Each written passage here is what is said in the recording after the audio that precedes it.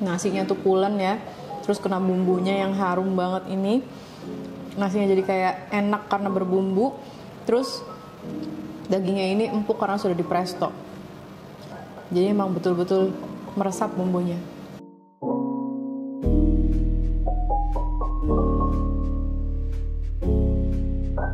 Halo teman-teman, balik lagi bersama aku Andin di Andin's Kitchen. Hari ini aku masih mau masak sesuatu yang betul-betul simple-simple aja. Ini adalah menu yang ramai di berbagai medsos dan aku lihat banyak juga yang buat dan sudah coba dan ternyata rasanya puas. Ini adalah nasi kuning rice cooker. Nah, kalau mereka menggunakan bumbu ayam goreng ataupun bumbu ikan goreng untuk bumbu instannya dimasukkan ke dalam rice cooker bersama nasi. Di sini aku menggunakan bumbu kari yang dia juga instan gitu ya, praktis untuk digunakan. Jadi kita nggak membutuhkan seperti bawang kita haluskan, kunyit enggak. Dan di sini aku menggunakannya bumbu daun aja sebagai tambahan supaya rasanya lebih mantap. Kalau biasanya mereka itu tidak menggunakan protein, jadi hanya membuat nasi kuning saja. Di sini aku menggunakan protein hewani yaitu daging, dan daging ini akan aku presto. Jadi nanti jadinya hasilnya kayak nasi kari daging rice cooker, itu lebih tepatnya. Oke, gimana cara buatnya? Langsung aja kita simak videonya. Teman-teman, di sini aku sudah didihkan air dan aku didihkan air pada panci presto. Airnya jumlahnya 1,5 liter. Ini sudah mendidih. Langsung saja aku mau masukkan dagingnya. Dagingnya sebanyak 500 gram dan ini sudah aku potong kotak-kotak tapi nggak begitu kecil banget ya supaya dia nggak hancur. Sekarang mau aku masukin.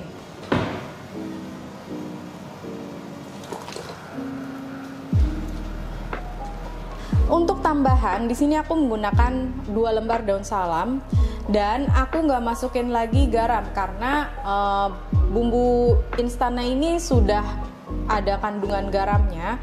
Jadi aku khawatir kalau nanti terlampau asin karena kuah hasil presto ini nanti akan aku gunakan untuk memasak nasinya. Jadi di sini nggak aku kasih garam dulu. Nah, ini daging sama salamnya sudah masuk. Akan aku tunggu hingga mendidih lagi, baru aku tutup panci prestonya. Nah teman-teman, ini sudah mendidih yang kedua kalinya, jadi langsung aja kita tutup panci prestonya. Nah, ini sudah aku tutup dan kita tunggu hingga dia matangnya kurang lebih 35 menit. Jadi kalau kita mau bikin makanan dengan kuah, misalnya kayak sop daging, itu biasanya aku presto 40 sampai dengan 45 menit. Dengan panci presto yang ini tentunya. Nah, kalau misalnya mau bikin dagingnya yang agak lebih keras sedikit supaya dia lebih bertekstur, apalagi ini kan nanti mau dimasukin lagi ke dalam magicom nih, artinya kita mau masak lagi. Jadi aku cukup memprestonya hanya 30 menit aja. Khawatirnya nanti hancur gitu ya. Jadi sekarang kita tunggu hingga 30 atau 35 menit ke depan. Teman-teman, ini sudah waktunya untuk kita matikan. Jadi ini sudah 30 menit aku presto dagingnya. Dan ini apinya udah aku matikan. Jangan langsung dibuka ya, nanti bakalan meledak, heboh. Nah, yang pertama kita lakukan adalah kita harus mengeluarkan uap yang ada di dalam panci presto ini. Caranya gampang aja. Ini kan ada lubang uapnya. Tapi panci presto itu modelnya lain-lain ya. Kalau aku ini lubang uapnya di sini. Langsung kita ganjal dengan sesuatu. Teman-teman bisa pakai sendok. Ini aku pakai spatula. Kita keluarkan uapnya sampai betul-betul habis, biar nggak meledak lagi. Oke. Ini udah keluar semua uapnya, jadi udah aman untuk kita buka. Sekarang kita buka. Nah, nggak meledak kan? Jadi itu ya tipsnya ya, kita harus keluarin uapnya dulu sampai betul-betul habis, baru kita bisa buka pancinya. Kalau enggak ya nanti pasti akan meledak. Nah, sekarang kita mau membuat nasinya dulu nih. Kita akan manfaatkan kuah sisa presto untuk air membuat nasinya. Jadi kita pakai kaldu sapi. Sekarang kita pindahkan. Kalau untuk nasi jenis beras yang aku pakai ini membutuhkan air sekitar 600 sampai dengan 700 ml. Tapi karena kali ini berasnya itu nggak berani air, artinya dia dengan sedikit air pun sudah matang sempurna, jadi aku pakai yang 600 ml. Nah, setiap jenis beras yang teman-teman gunakan itu kan pasti karakternya lain-lain ya. Jadi menggunakan airnya pun harus disesuaikan dengan kebiasaan memasak nasi di rumah masing-masing. Jadi teman-teman bisa takar dulu air sisa prestonya ini, air kaldu sapinya ini, baru kita tuang ke sini wadah rice cooker yang sudah berisi nasi beras yang sudah dicuci. Ini berasnya sudah dicuci ya teman-teman, sudah dibersihkan. Lalu diperkirakan jumlahnya disesuaikan dengan kebiasaan memasak nasi masing-masing di rumah supaya nggak kelembekan gitu ya. Oke, ini udah 600 ml. Aku biasanya tuh pakainya 700 ml. Tapi ini jenis berasnya kali ini nggak berani air ya. Jadi sekarang aku tuang air kaldunya. Nanti kalau kurang gampang lah ya, tinggal tambahin. Aku tuang air kaldunya semua. Setelah itu aku tambahkan bumbu kari instan ini. Teman-teman bisa pakai brand apa aja ya untuk bumbu karinya, brand favorit teman-teman, terserah.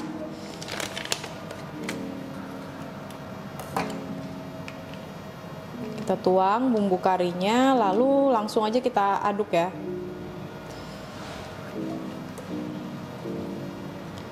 Saya aduk. Nah, kalau udah tercampur rata kayak gini, ini harum banget sih sebenarnya. Kita harus cicipin dulu buat memastikan bahwa rasanya ini udah cukup asin atau belum ya gitu. Karena kalau misalnya bumbu kari itu kan sudah ada kandungan garamnya. Khawatirnya kalau misalnya dikasih garam lagi atau kaldu bubuk lagi nanti malah jadinya keasinan. Jadi kita harus cicipin dulu ya. Mencicipinya gini, kalau posisinya dia masih di beras gitu ya, kita bikin sedikit lebih asin, itu nggak apa-apa. Karena nanti pas dia jadi nasi, rasanya jadi pas. Jangan sampai di sini kurang asin nih, atau asinnya pas. Nah, nanti pas dia sudah berubah jadi nasi, asinnya jadi kurang gitu. Bismillah. Saya membutuhkan satu bumbu lagi. Jadi saya pakai 2 bumbu kari instan.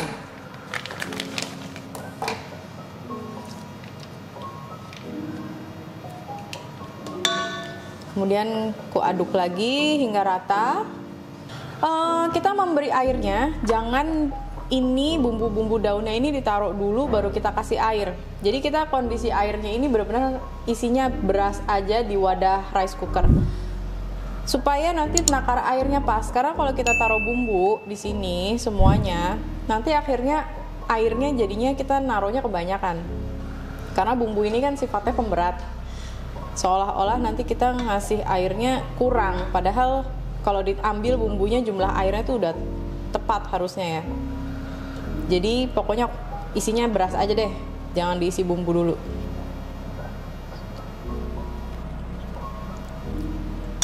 Oke.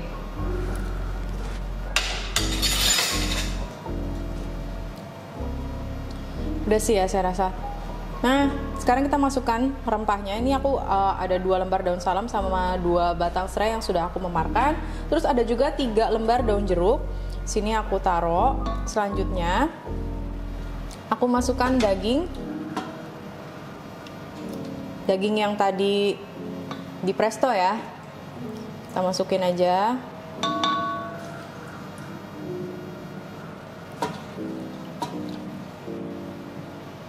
Di sini aku mau tambahkan kaldu bubuk rasa sapi, teman-teman, supaya memantapkan rasa aja. Dan dalam kaldu bubuk ini ada kandungan sedikit garam.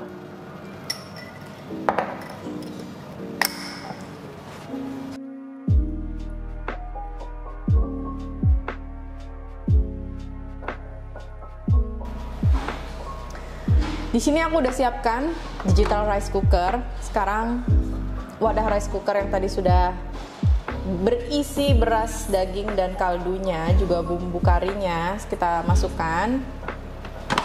Nah, Ini wadah nasinya sudah masuk di dalam digital rice cooker. Sekarang kita akan nyalakan dan kita akan menggunakan modenya mode cook. Jadi seperti memasak nasi biasa ya.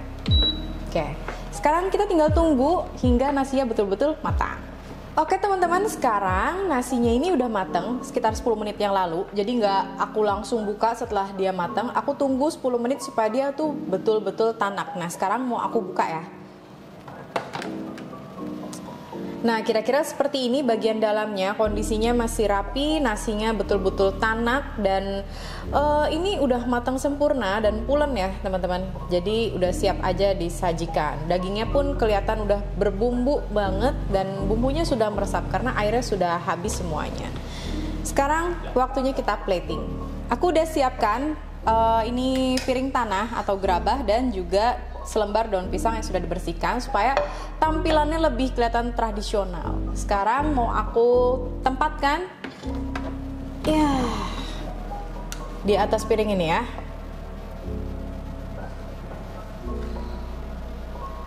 Wow, harum dan ini warnanya rata loh. Kita nggak perlu lagi pakai tambahan kunyit, udah kuning ya warnanya ya. Sekarang mau masukin dagingnya. Nasinya udah tambahin dikit lagi aja deh. Oke, sekarang tambahin dagingnya biar kelihatan orang kaya. Sombong amat. Oke, udah. Nah, untuk pelengkapnya aku udah siapkan bawang goreng. Teman-teman bisa tambahin kerupuk, emping dan sebagainya ya. Untuk menunjang supaya ini tambah kelihatan yummy. Sudah jadi, ini dia nasi kari daging rice cooker ala Andin's Kitchen.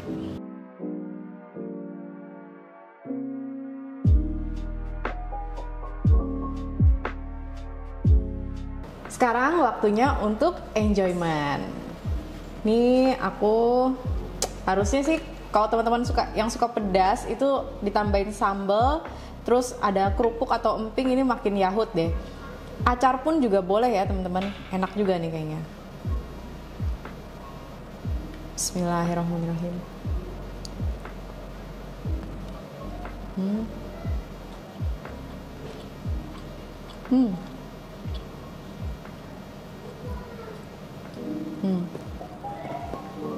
Nasinya tuh pulen ya, terus kena bumbunya yang harum banget ini. Nasinya jadi kayak enak karena berbumbu, terus dagingnya ini empuk karena sudah dipresto. Jadi emang betul-betul meresap bumbunya.